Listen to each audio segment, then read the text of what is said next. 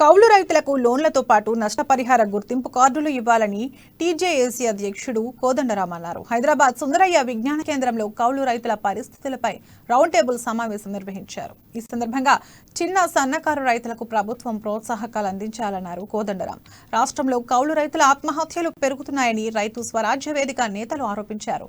రాష్ట్రంలో వ్యవసాయ రంగాన్ని ధ్వంసం చేస్తున్నారని రిటైర్డ్ ఐఏఎస్ ఆకునూరి మురళి తెలిపారు.